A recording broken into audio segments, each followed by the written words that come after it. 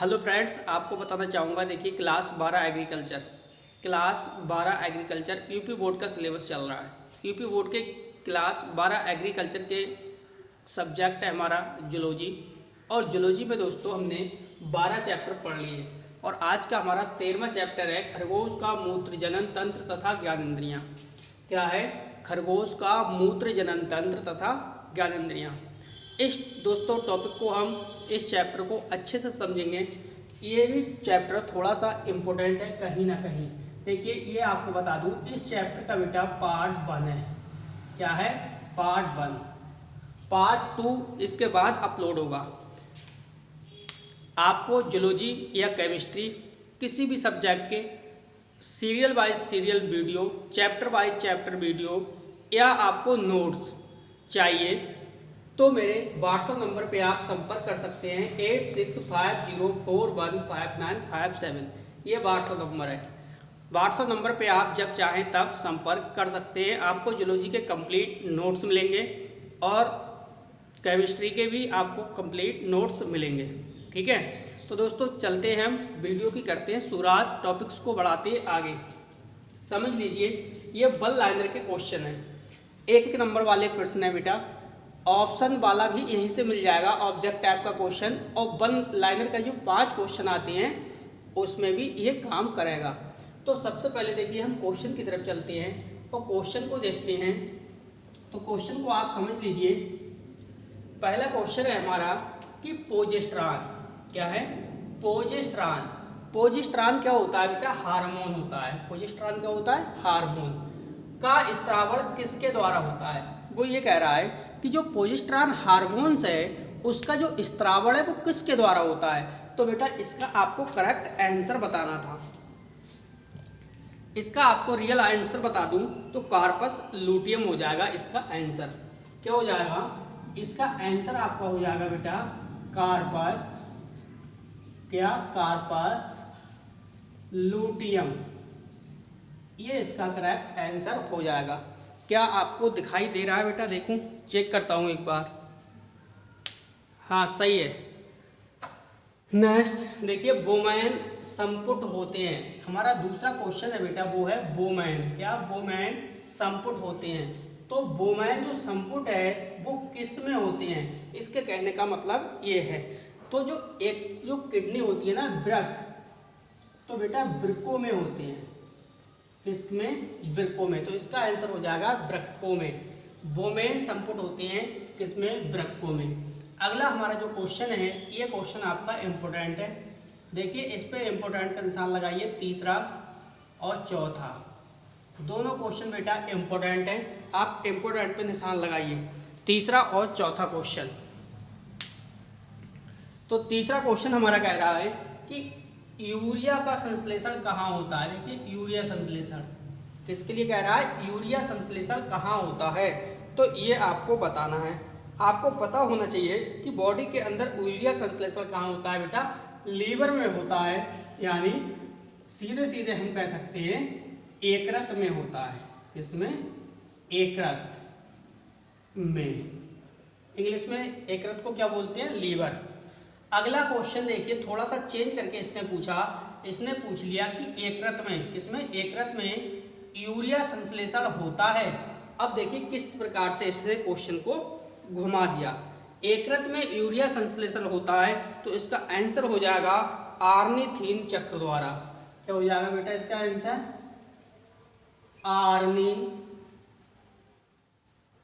एक सेकेंड, आर्निथिन चक्र द्वारा। ये भी अच्छा क्वेश्चन था। अगला क्वेश्चन है हमारा, वो कह रहा है कि स्तनधारियों में, किसमें? स्तनधारियों में अंडाणु का निषेचन। किसका? अंडाणु का निषेचन होता है। स्तनधारियों में अंडाणु का निषेचन होता है। इसका करेक्ट आंसर बताना है। स्तनधारियों में अंडाणु का निषेचन होता है तो किस में होता है? इसका देखिए करेक्ट आंसर आपको बता दें तो इसका आंसर हो जाएगा फैलोपियन नलिका में। क्या हो जाएगा? फैलोपियन नलिका में। फैलोपियन फैलोपियन नलिका में। नेक्स्ट क्वेश्चन है हमारा, वो है कि ग्राफियन पुटकाएं पाई जाती हैं। ये ग्राफियन जो पुटका है ये पाई जाती है, तो ग्राफियन पुटका किस में पाई जाती है? इसका आंसर हो जाएगा आपका स्तनियों के अंडाशय में। इसका बेटा आंसर हो जाएगा आपका स्तनियों के किसमें? अंडाशय में। स्तनियों के अंडाशय में। यानी पूछ रहा था कि ग्राफियन पुटका पाई जाती है, तो हमारा आंसर क्या हो गया? स्तनियों के अंडाशय में। नेक्स्ट क्वेश्चन है कि गर्भ निरोधक गोलियां रोकती हैं। जो गर्भ निरोधक गोलियां होती हैं वो किसे रोकती हैं? ये भी थोड़ा सा इम्पोर्टेंट क्वेश्चन है, इस पे भी आप इम्पोर्टेंट का निशान लगा लीजिए। क्वेश्चन ये कह रहा है कि गर्भ निरोधक गोलियां होती हैं, तो गर्भ निरोधक गोलियां बेटा किस लिए होती हैं ये आपको बताना है। आंसर हमारा हो जाएगा अंडोत्सर्ग को। क्या हो जाएगा? अंडोत्सर्ग को। अंडोत्सर्ग को रोकने के लिए गर्भनिरोधक गोलियां दी जाती हैं। आपको पता होना चाहिए कि माला डी का इस्तेमाल कब करा जाता है, वही वाली ये चीज़ है। गर्भनिरोधक गोलियों को दिया जाता है महिलाओं के लिए, किस लिए? कि अंडाणु ना बन पाए, अंडोत्सर्ग को रोकने के लिए। नेक्स्ट अगला क्वेश्चन, इस पे भी आप इम्पोर्टेंट का निशान लगाइए बेटा, ये भी अच्छा क्वेश्चन है। अनिषेक जनन, क्या कह रहा है? अनिषेक जनन क्रिया होती है। तो जो अनिषेक जनन क्रिया है होती है किस में होती है, किसके कारण होती है, तो ये आपको बताना है। तो इसका आंसर हो जाएगा बेटा, देखिए इसमें क्या होता है, आप लिखोगे बिना निषेचन के। कैसे? बिना निषेचन के क्या होगा? बिना निषेचन के अंडे में विदलन होता है। बिना निषेचन के किस में बेटा? अंडे में विदलन। क्या? अंडे में विदलन होता है। अगला क्वेश्चन है हमारा, अपरा का क्या कार्य है? तो अपरा का क्या कार्य है? वेरी वेरी मोस्ट इंपॉर्टेंट बेटा, very very most important question है। अपरा का क्या कार्य है? अपरा को इंग्लिश में प्लेसेंटा कहते हैं। अपरा को इंग्लिश में प्लेसेंटा बोलते हैं, ये भी बात ध्यान रखना। चाहे एक क्वेश्चन 1 नंबर में आए चाहे 2 नंबर में आए, ये क्वेश्चन बहुत ही ज़बरदस्त है इस चैप्टर का। तो मैं आपको 1 नंबर में भी कराऊंगा और 2 नंबर में भी करा दूंगा। अपरा का क्या कार्य है? तो बहुत ही छोटा सा आंसर यहाँ पे लिख देना है, भ्रूण का पोषण। क्या बेटा लिखना है यहाँ पे? भ्रूण का पोषण करना होता है। भ्रूण का पोषण करना एक शब्द में लिखना है, क्योंकि 1 ही नंबर का यहाँ पूछा है। जब वो आगे बड़ा क्वेश्चन पूछेगा, 2 नंबर में पूछेगा, तो हम भी आंसर कितने? 2 अंक में दे देंगे। अगला क्वेश्चन देखिए कि स्तनियों में शुक्राणुओं का पूर्ण परिपक्व कहाँ होता है? यानी जो स्तनधारी वर्ग के जो जंतु हैं उनमें जो शुक्राणु है, शुक्राणु का पूर्ण परिपक्वन का मतलब है मैच्योरिटी, कहाँ होता है? तो इसका आपको आंसर बताना है। तो एपीडी डाइमिस में इसका आंसर हो जाएगा बेटा एपीडी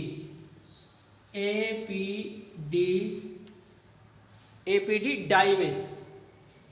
एपीडी डाइमिस में, एपीडी डाइमिस में। अगला क्वेश्चन समझिए कि मादा खरगोश में गर्भावधि कितने दिनों की होती है? जो मादा खरगोश होता है उसमें गर्भावधि कितने दिनों की होती है? इसमें दिनों की आपको क्या बतानी है? संख्या बतानी है। तो हमारा आंसर हो जाएगा 28 से 30 दिनों की। कितना? 28 से 30 दिनों की, ये इसका आंसर हो जाएगा। एक बार रिवाइज कर लीजिए क्वेश्चन को, फिर चलेंगे आगे। पहला क्वेश्चन हमारा ये था बेटा कि जो जो प्रोजेस्टेरॉन है वो प्रोजेस्टेरॉन हार्मोन का स्रावण किसके द्वारा होता है? तो हमारा आंसर हो गया कार्पस लूटियम। क्या हो गया? Corpus luteum. दूसरा है बोवेन संपुट होते हैं, तो बोवेन संपुट कहाँ होते हैं, किस में होते हैं? आंसर है वृक्कों में। अगला है यूरिया संश्लेषण कहाँ होता है? यूरिया का यह संश्लेषण है वो बॉडी में कहाँ होता है, किस अंग में होता है, ये कहने का मतलब था। तो इसका आंसर हो जाएगा यकृत यानी लीवर में। अगला क्वेश्चन है कि यकृत में यूरिया का संश्लेषण होता है, यकृत में यूरिया का संश्लेषण होता है किसके द्वारा होता है? तो आर्निथिन चक्र द्वारा। अगला है स्तनधारियों में अंडाणु का निषेचन होता है, तो जो स्तनधारी हैं उसमें अंडाणु का निषेचन किसके द्वारा होता है? तो फैलोपियन नलिका में। किसमें होता है? फैलोपियन नलिका में। स्तनधारियों में अंडाणु का निषेचन होता है, किसमें होता है? फैलोपियन नलिका में। अगला है ग्राफियन पुटका पाई जाती है, तो ग्राफियन पुटका पाई जाती है उसे क्या कहते हैं? तो उसे कहते हैं अंडोत्सर्ग को। अंडोत्सर्ग को क्या कहते हैं? ग्राफियन पुटका कहते हैं। अगला है हमारा कि गर्भ निरोधक गोलियां रोकती हैं, तो गर्भ निरोधक गोलियां नहीं, एक मिनट, इसका आंसर मैंने क्या बताया? ग्राफियन पुटका पाई जाती हैं, तो ग्राफियन पुटका जो है वो पाई जाती है किसके? स्तनधारियों के अंडाशय में। ये इसका आंसर है। देखिए क्वेश्चन नंबर 1 2 3 4 5 और 6, 1 2 3 4 5 6, ये छठे नंबर पे ये आ रहा है। तो जो ग्राफियन पुटका है वो पाई जाती है किसमें? स्तनियों के अंडाशय में। ये ध्यान रखना है, इसमें पिछली बार मिस्टेक हो गई, मैंने अंडोत्सर्ग शायद बोल दिया। देखिए ग्राफियन पुटका पाई जाती है किसमें? स्तनियों के अंडाशय में। अगला है गर्भ निरोधक गोलियां रोकती हैं किसको? अंडोत्सर्ग को। अनिषेचन क्रिया होती है, बिना निषेचन के अंडे में विदलन होता है इसमें। अपरा क्या है? अपरा को इंग्लिश में प्लेसेंटा बोलते हैं, भ्रूण का पोषण करना होता है। स्तनियों में शुक्राणुओं का पूर्ण परिपक्वन कहाँ होता है? तो एपिडिडाइमिस में। अगला है मादा खरगोश में गर्भावधि कितने दिनों की होती है? तो 28 से 30 दिनों की। बेटा चलते हैं हम आगे की ओर। प्लीज़ वीडियो को लाइक करिए और वीडियो को ज़्यादा से ज़्यादा अपने सभी दोस्तों में शेयर करिए। नेक्स्ट अगला क्वेश्चन आप समझिए। अगला क्वेश्चन हमारा है वो कह रहा है कि सर्टोली कोशिकाएं, कौन सी कोशिकाएं बेटा? सर्टोली कोशिकाएं कहाँ होती हैं? तो इसका आंसर आपको बताना है। जो सर्टोली कोशिकाएं हैं वो कहाँ होती हैं? तो इसका आंसर जो है वो हो जाएगा वृषण में। सर्टोली कोशिकाएं कहाँ होती हैं? वृषण में। अगला क्वेश्चन समझिए। अगला क्वेश्चन है कि एक प्राथमिक क्या है? एक प्राथमिक स्पर्मेटोसाइट, एक प्राथमिक स्पर्मेटोसाइट से कितने शुक्राणु बनते हैं? जो एक प्राथमिक स्पर्मेटोसाइट से कितने शुक्राणु बनते हैं? तो हमारा आंसर बेटा हो जाएगा 4 शुक्राणु। कितने बनते हैं? 4 शुक्राणु। इस चैप्टर का अब एक क्वेश्चन है बहुत बेहतरीन, उस क्वेश्चन को समझिए। क्वेश्चन हमारा है कि मेढक में गर्भाधान की क्रिया, ये मेढक है ना, मेढक में किसकी क्रिया? गर्भाधान। मेढक में गर्भाधान की क्रिया कहाँ और कैसे संपन्न होती है? कह रहा है कहाँ और कैसे संपन्न होती है? कैसे संपन्न होती है बेटा, ये क्वेश्चन है। क्वेश्चन एक बार अच्छे से समझ लो, अच्छा क्वेश्चन है। 3 से 4 बार अभी तक यूपी बोर्ड के एग्जाम में पूछा जा चुका है।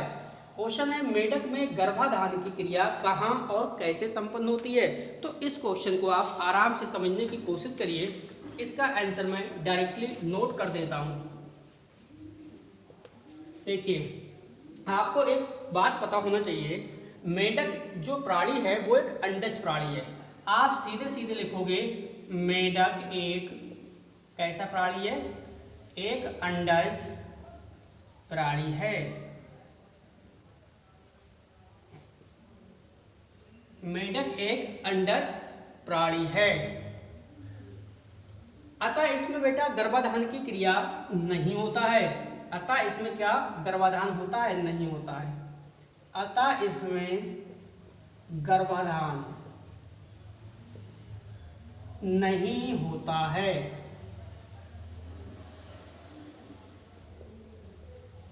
आपने लिखा कि मेढक एक अंडज प्राणी है अतः इसमें गर्भाधान नहीं होता है। मादा अंडे जल में देती है, क्या होता है? मादा अंडे जल में देती है तथा नर उस पर वीर्य त्याग करता है। नर क्या करता है? नर मेढक की बात हो रही है। नर उस पर वीर्य त्याग करता है। आगे समझिए, अंडों का निषेचन जल में, किसमें? अंडों का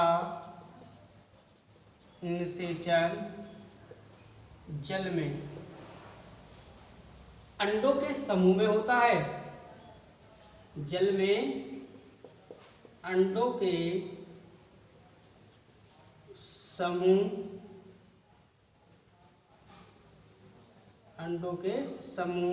में होता है। अब हमारा क्वेश्चन का आंसर हमें मिल चुका। क्वेश्चन बेटा हमारा ये था कि जो मेढक है, मेढक में गर्भाधान की क्रिया कहाँ और कैसे संपन्न होती है। इसने क्या था? कहा था कहाँ और कैसे संपन्न होती है। तो आप समझ लीजिए, आपने समझा कि मेढक एक अंडज प्राणी है। कैसा प्राणी है? अंडज प्राणी है। इसमें गर्भाधान की क्रिया नहीं होती। जब इसमें गर्भाधान की क्रिया आपकी नहीं होगी, फिर क्या होगा? मादा अंडे जल में देती है। मादा अंडे कहाँ देती है? जल में देती है। नर उस पर वीर्य त्याग करता है, स्पर्म को त्याग कर देता है। इतना तो था ये आंसर। क्रिया कहाँ होती है, अब कैसे संपन्न होती है उसे समझिए। अंडों का जो निषेचन है वो जल में अंडों के समूह में होता है। अंडों का निषेचन कहाँ होता है बेटा? अंडों का निषेचन जल में और अंडों के समूह में होता है। तो ये क्वेश्चन बेटा इंपॉर्टेंट क्वेश्चन है, इस पे निशान लगा लीजिए। अगला क्वेश्चन समझिए। अगला क्वेश्चन भी अच्छा क्वेश्चन है। देखिए, अगला हमारा जो क्वेश्चन है बेटा, वो कह रहा है कि तीन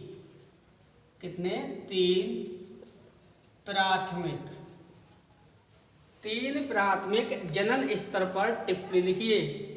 प्राथमिक जनन स्तर पर क्या पूछ रहा है? वो टिप्पणी पूछ रहा है। ये भी क्वेश्चन बेटा 2 से 3 बार पूछा जा चुका है आपके यूपी बोर्ड के एग्जाम में। क्वेश्चन पे बेटा इस पे टिप्पणी आती है लिखने के लिए। कह रहा है 3 प्राथमिक जनन स्तर। 3 प्राथमिक जनन स्तर पर क्या पूछ रहा है? वो टिप्पणी लिखिए। तो इसके आंसर को भी जानने की कोशिश करिए और कंप्लीट इसको समझिए।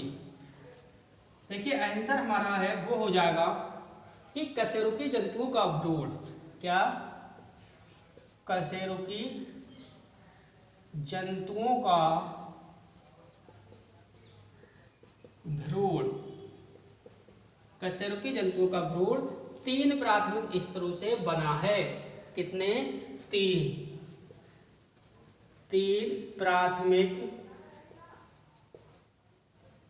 स्तरों से बना है। क्योंकि इसने भी 3 स्तर की बात की है, 3 प्राथमिक जनन स्तर। तो कशेरुकी जो जंतु हैं उनका भ्रूण 3 प्राथमिक स्तरों से बना है। कौन कौन से 3 प्राथमिक जनन स्तर हैं वो समझिए। इन्हें क्रमशः आगे लिखोगे आप। इन्हें क्रमशः एक्टोडर्म, क्या लिखोगे? एक्टोडर्म, कॉमा मीजोडर्म,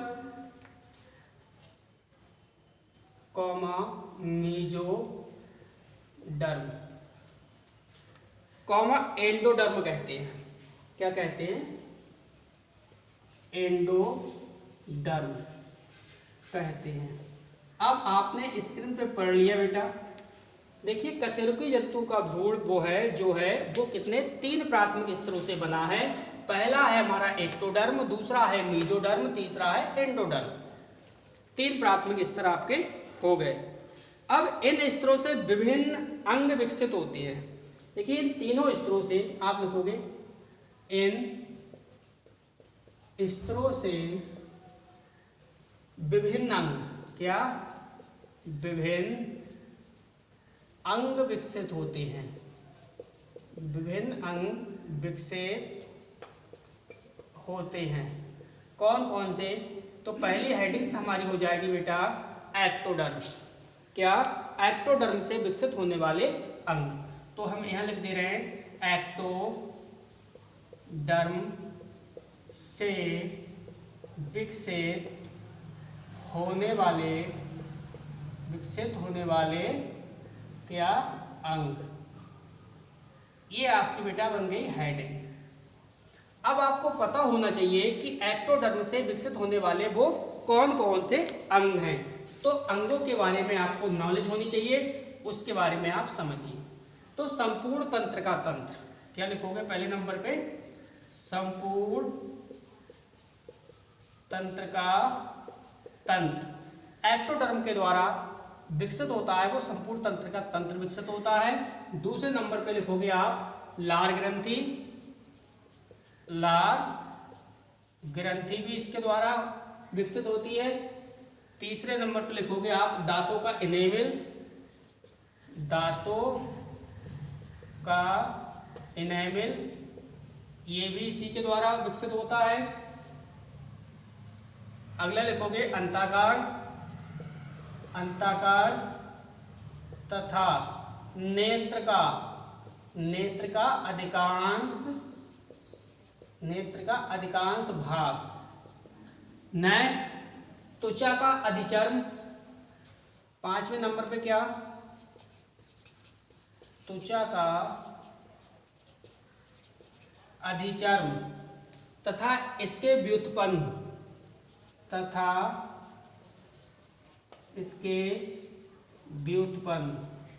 समझिए आप क्वेश्चन के लिए। क्वेश्चन बेटा क्या कह रहा था, फिर से समझ लीजिए एक बार। क्वेश्चन है 3 प्राथमिक जनन स्तर पर टिप्पणी लिखिए। तो आपको 3 प्राथमिक जनन स्तर पर टिप्पणी लिखना है, तो पहले से तो जनन स्तर पता होना चाहिए। कौन कौन से 3 जनन स्तर हैं जिसके बारे में आप टिप्पणी लिखोगे। तो समझिए, कशेरुकी जंतु का भ्रूण 3 स्तरों में बटा होता है। कौन कौन से 3 स्तर हैं आपको पता होना चाहिए? एक्टोडर्म, मेसोडर्म और एंडोडर्म। एक्टोडर्म, मेसोडर्म और एंडोडर्म। तो आपको ये भी पता होना चाहिए कि इन स्तरों से विभिन्न अंग कौन से विकसित होते हैं। कि जो 3 स्तर है, इन तीनों स्तरों से अपने अपने अलग अलग अंग विकसित होते हैं। तो कौन कौन से अंग विकसित होते हैं समझिए। एक्टोडर्म से विकसित होने वाले अंग, फर्स्ट हेडिंग है हमारी संपूर्ण तंत्र का तंत्र, यानी संपूर्ण तंत्र का तंत्र है वो विकसित होता है एक्टोडर्म से। लार ग्रंथि तो ये भी एक्टोडर्म से विकसित होती है। दांतों का इनेमल ये भी एक्टोडर्म से। अंताकार तथा नेत्र का अधिकांश भाग ये भी एक्टोडर्म से। त्वचा का अधिचर्म तथा इसके व्युत्पन्न ये भी इससे एक्टोडर्म से विकसित होते हैं। आगे समझेंगे हम मेसोडर्म और एंडोडर्म से विकसित होने वाले अंग। नेक्स्ट अगला स्तर है हमारा मेसोडर्म। तो मेसोडर्म से विकसित होने वाले अंग कौन कौन से हैं उसके बारे में हम समझेंगे। तो देखिए मेसोडर्म से विकसित जो अंग है, फर्स्ट नंबर पे आप लिख देना त्वचा का चर्म। क्या लिखोगे आप? त्वचा का चर्म। सेकेंड अंग कंकाल पेशियां, कंकाल पेशियां, कौमा हृदय पेशियां, कंकाल और हृदय पेशियां, कौमा संयोजी ऊतक, संयोजी ऊतक। ये तीनों किसके द्वारा? मेसोडर्म से विकसित होने वाले अंग हैं। नेक्स्ट पॉइंट आपको लिखना है इसमें थर्ड, अंतःकंकाल तथा नोटोकॉर्ड। क्या लिखना है? अंतःकंकाल तथा नोटोकॉर्ड, नोटोकॉर्ड। नेक्स्ट दांतों का डेंटिन लिख सकते हो आप। चौथा पॉइंट दांतों का डेंटिन। चारों हो गए। समझिए चारों पॉइंट आपके स्क्रीन पर हैं, समझ लीजिए एक बार फिर से। यानी जो मेसोडर्म दूसरा स्तर है, जनन स्तर है, तो मेसोडर्म जब दूसरा जनन स्तर है तो इससे विकसित होने वाले अंग कौन से हैं? हेडिंग से दी मेसोडर्म से विकसित होने वाले अंग। तो जो फर्स्ट हमारी हेडिंग है वो हो जाएगा, फर्स्ट पॉइंट हो जाएगा त्वचा का चर्म। जो त्वचा का चर्म है वो बीजोडर्म से विकसित होता है। कंकाल पेशियां, हृदय पेशियां और संयोजी ऊतक, ये बेटा पेशियां लिखा हुआ है, क्या है पेशियां, पेशियां कौमा संयोजी ऊतक, ये भी मेसोडर्म से विकसित होने वाले अंग हैं। अंतःकंकाल तथा नोटोकार्ड, ये भी मेसोडर्म से विकसित होने वाले अंग हैं। नेक्स्ट है दांतोडेंटिन, दांतों का डेंटिन, एक मिनट, दांतों का डेंटिन, ये भी मेसोडर्म से विकसित होने वाले अंग हैं। अब देखिए तीसरा हम जनन स्तर की बात करेंगे, तो तीसरा हमारा रह गया एंडोडर्म से विकसित होने वाले अंग। इससे एंडोडर्म से विकसित होने वाले अंग, तो इस पॉइंट को भी समझिए। तो देखिए एंडोडर्म से कौन सा अंग विकसित होता है, इसमें लिखोगे श्वसन तंत्र। सबसे पहले बेटा लिखोगे श्वसन तंत्र है वो एंडोडर्म से विकसित होने वाला अंग है। सेकेंड पॉइंट लिखोगे मध्यकर्ण, क्या मध्यकर्ण कर्ण इसके द्वारा ही विकसित होता है, इसके द्वारा एंडोडर्म से। थर्ड पॉइंट लिखोगे आहार नाल तथा संबंधित ग्रंथियों का अधिकांश भाग, आहारनाल तथा संबंधित ग्रंथियों का, किसका, संबंधित ग्रंथियों का अधिकांश भाग, ये हो जाएगा। अब फोर्थ नंबर की बात करें तो जनन कोशिकाओं का निर्माण, क्या जनन कोशिकाओं का निर्माण। क्लियर? तो समझिए एक बार फिर से, ये हमारे 3 प्राथमिक जनन स्तर थे। 3 प्राथमिक जनन स्तर हमने पढ़े, एक्टोडर्म से विकसित होने वाले अंग, एंडोडर्म से विकसित होने वाले अंग और मेसोडर्म से विकसित होने वाले अंग। तो एंडोडर्म से विकसित होने वाले अंग क्या हैं? श्वसन तंत्र, मध्यकर्ण, आहारनाल तथा संबंधित ग्रंथियों का अधिकांश भाग और जनन कोशिकाओं का निर्माण। तो बेटा ये आपका 13वें चैप्टर का पार्ट 1 था। अब इसके बाद पार्ट 2 भी आएगा। अगर आपको मेरे वीडियोस चाहिए, जूलॉजी और केमिस्ट्री के वीडियोस चाहिए चैप्टर बाय चैप्टर, ठीक है, चैप्टर बाय चैप्टर चाहिए, बिल्कुल सीरियल से चाहिए, नोट्स चाहिए प्लस वीडियो चाहिए, तो मेरे संपर्क आप कर सकते हैं मेरे नंबर पर 8650415957। 2020-21 का न्यू सिलेबस एग्रीकल्चर का मिलेगा, बिल्कुल आपको आसानी होगी पढ़ने में भी। तो इस वीडियो को देखने के लिए आपका बहुत बहुत धन्यवाद। आपका दिन शुभ हो।